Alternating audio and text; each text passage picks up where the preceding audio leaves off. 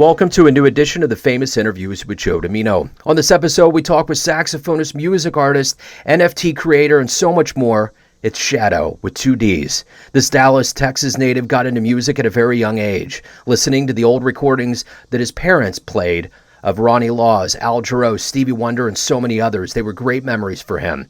That was where his love and desire for music performance was born. These days, he is establishing himself as an industry musician and artist that ranks among some of the best in the industry of entertainment, with a blend of modern and classic pop, jazz, soul, and funk. It's a great sound, a great story. Enjoy.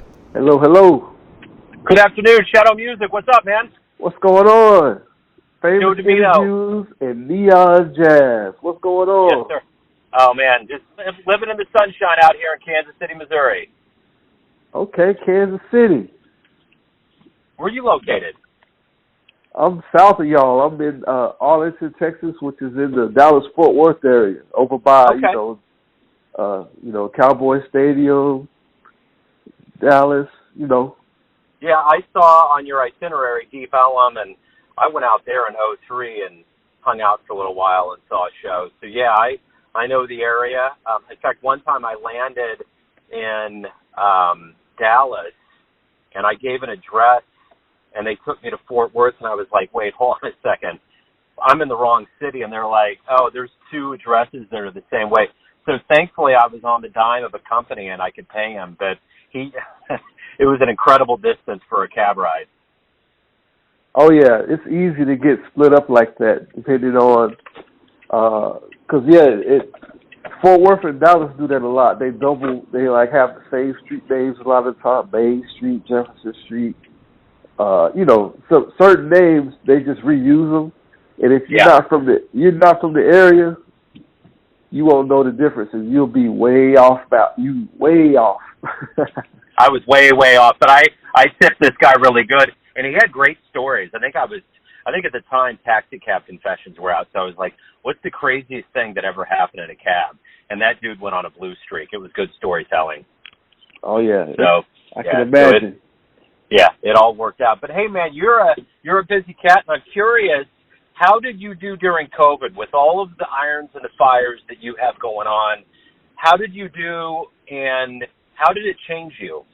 Well, it definitely stopped the live, doing live gigs for sure. And so I was forced, like a lot of other musicians, to figure out how to do this online thing. So I spent a lot of time trying to figure out how to do live streams, how to leverage my social media platforms, how to leverage, getting paid through, posting posts on different social media platforms like Instagram and Twitter. And but the one thing that really made the biggest difference during COVID was the cryptocurrency market and finding avenues to sell music for cryptocurrency. And there's a whole big new industry that opened up, and I tapped into that. And since I tapped into that, it was actually a blessing in disguise, because even though, we're back to where you can go outside, you don't have to wear a mask, you can go gigging, I'm still seeing money come in just from putting my albums out and my singles out as music NFTs and on different cryptocurrency music platforms. And it works a whole lot better than the traditional streaming services. And so it was a blessing, because now I'm actually in a better position than I was before COVID.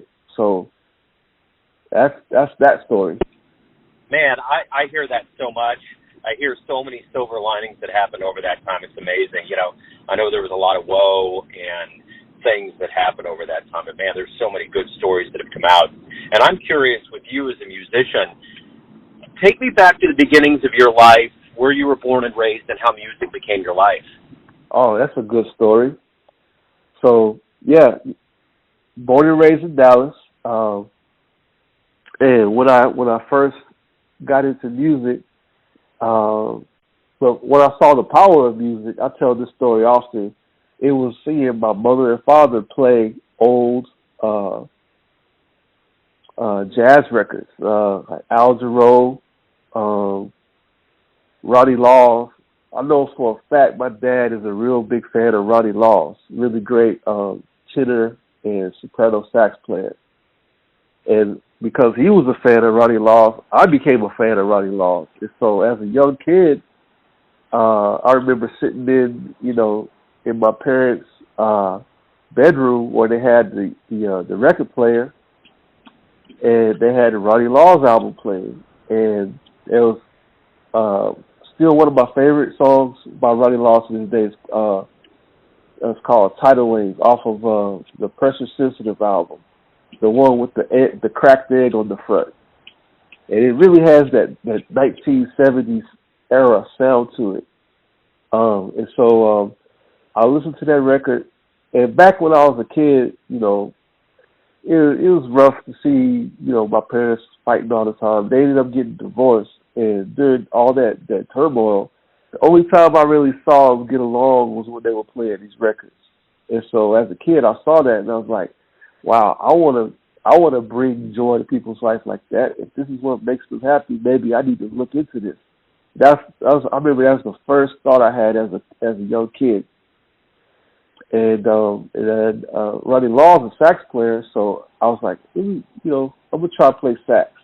And so we picked up, went to a pawn shop, got my first saxophone at a pawn shop, and used to listen to the records and try to copy them. And that was my first introduction to the saxophone right there. And then the rest is history. That's cool, man. Yeah, that's a great story. So what were your first gigs like? Being a musician's one thing, but actually getting out there and having real gigs, how did this whole thing take off for you? Oh, this is a real good story right here. This is a good story. So this is one of my first gigs that I remember that was real, it was instrumental, pun intended. It was really a big marker, like a milestone in my life, because the reason this story is cool is because this is the story behind my name, Shadow, right? So let me tell you the story.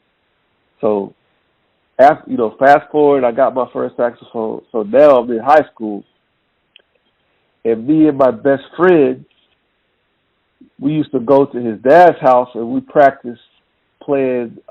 He played the trumpet and I played the saxophone, right? So we used to practice along with this movie called Mo Better Blues by Spike Lee. And so, like, Denzel Washington's character was the trumpet player named Bleak. And then the other actor that was the saxophone in the movie was Wesley Snipes. And Wesley Snipes' character was called Shadow Henderson. And so me and my best friend, my best friend said, hey, I'm going to call myself Bleak and you're going to call yourself Shadow. We're going to be just like these guys in the movie. And so we used to practice that song. We used to practice all the songs in the movie. We used to have the movie in a TV in the garage and just used to play it and just practice with it. Fast forward, we got the attention of a Dallas Arts Center, African Arts Center.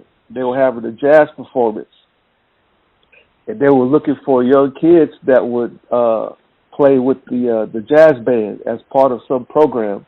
And they saw us. Somehow we got their attention. Somebody saw us. I don't know, at a music store. I can't remember, but we ended up playing that gig. It was a big deal. It was a African Arts Festival and a jazz performance all in one. And so the Dallas African Arts Museum has an auditorium in it. So it's a lot of people in there. And they had the old school, the rhythm stage. We were so nervous. But that was our first gig. And I remember we played like the Mo Better Blues song off the movie. The band actually learned the song. The adult musicians, they learned the song, and they were playing that one, and they were playing a jazz standard. I think they were playing, I think it was like a Herbie Hancock standard. I can't remember which one it was, but I remember it was Herbie Hancock. And we had to practice with them and learn that song. And I remember I was on stage with the saxophone player, and I was tapping his shoulder, and I was like, do I do it now? Do I play now? And he was looking down at me like, no, like, chill out, kid. It ain't time yet, because all they were going to do is let us both take a solo, because they wanted to make sure that the melody of the song and the form of the song didn't get messed up, because it was a big audience. It was an auditorium. And, we two kids, we still in high school, we were nervous as hell. And so that was my first gig. And I remember that was such an encouragement, because, I mean, it's like it was a big venue, right? And we're playing with professionals, but we're just kids. And so I remember that. That was the first gig we did. That was just really significant. So, yeah, that's that story. Right on. So, there's so many pieces that go into being a professional musician. What's your favorite part of this? Waking up every day and doing what you do. What is it that you look forward to the most? I look forward to the creation period, like the zone that you get in. That's really my happy place. Just whether it's in the studio actually creating whatever song we're creating, like right there in the studio when you first get the idea and when you first record the line, and like hearing the tones and the chords, and also when you're like in the heat of the moment at a gig and you're right there, like you're playing the lines of the song, and you may be in the middle of a couple of passages of a solo. That's like a what they call the flow state. Just being right there in that moment in time is my favorite part. The practice, to be honest, I hate the practice. I remember wishing, I was like, man, can I just automatically learn this stuff? But the practice is it's like eating breakfast or doing your push-ups and working out. You got to do that. But the actual moment in time of creation, it feels like time stops. It feels like when you're in that moment, especially when you hit that right note and you can feel when you're really in sync and you got chemistry with a good band or in the studio with good producers and stuff, and you hit that note, or you hit that line, or you hit that verse, or whatever it is that just sets everybody off, and it's like, whoa, and being able to continuously perform that in the creation process is heaven. That's the best part of doing this for me. Let me ask you this. Who have been role models or mentors for you, or a hero that you've looked up to throughout your life? I would say, jazz-wise, I would say the first guy that comes to mind is John Coltrane. And I'll tell you why. John Coltrane had a similar life path as me. So, if you look back at his story, he joined the Navy just so he could get access to the benefits, like the college benefits and stuff like that, so he could take care of his family, and he could, use that to take himself to the next level. I did a similar life path. I went to the Army band, and I remember reading, John Coltrane biographies and Quincy Jones biographies. I remember reading Quincy Jones is another one. Same thing with Quincy Jones. He had a similar life path. the road to success was very rocky for Quincy Jones and John Coltrane. But what I learned from reading about their lives was, if you persevere through those rocky paths, you'll eventually get to the end of whatever hardships.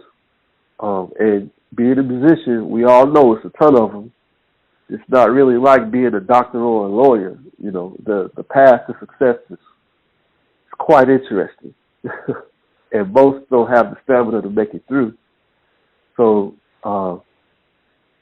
those two gentlemen, huge role models. Those are like one of the first two that come to mind. And you see their success. John Coltrane is a legend. Giant Steps, the Coltrane Changes, and with Quincy Jones, his success as a music producer is, you know, colossal. And he's still around. He's still around to this day. I know he's up in age, but it's a blessing that he's still around to glean off of. His success with Michael Jackson and all the TV series that he got his records on, and he still produces artists to this day. His wisdom. They went to Spotify went to Quincy Jones and asked him for guidance and advisorship. You know, and he's been in the game for a long time. So those two guys, huge role models and huge influences on how I do business as a musician, my sounds as a tenor player. Man, John Coltrane and Michael Brecker. Michael Brecker gets his sound. Michael Brecker gets his sound from John Coltrane recordings. So, yeah, huge role models. Yeah, man, there was no one like Coltrane. Have you seen that Quincy Jones documentary on Netflix? I watched like a couple of bits of it, but I'll have to go back and like check it out all the way through. You have to.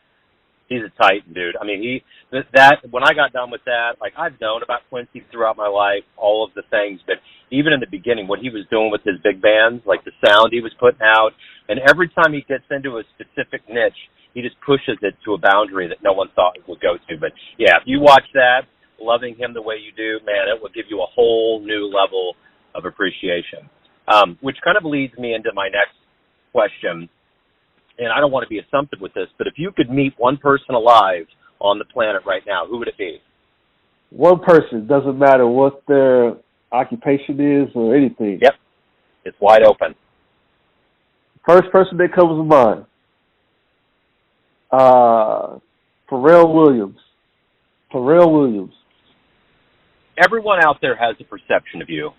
Your family, your friends, your fans, but ultimately you live your life. You're in control of who you are, and you have a perception. Who do you think you are? That's a really good question. I think of myself as a king. I think of myself as a king building this kingdom. Now, my empire has a lot to do with music, but not only music. It's going to be not only music, it's really big on family, really big on building legacy, generational wealth, and that's what a king would do.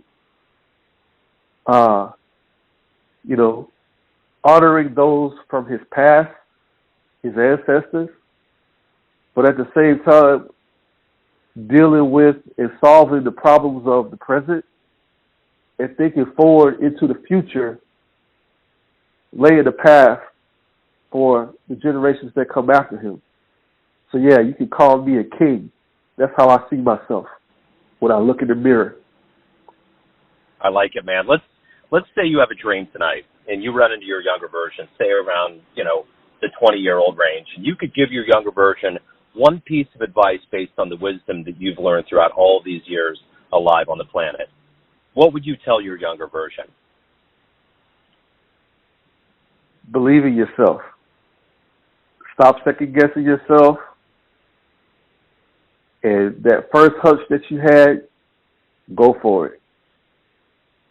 Don't worry about what other people think about you. Don't worry about if people mistreat you, betray you, don't support you. You're on the right path. You got a good dream. Go for it. Go for it. Run for it. Don't walk. Run for it. Because if you keep going down the path you're going, you'll get there even faster.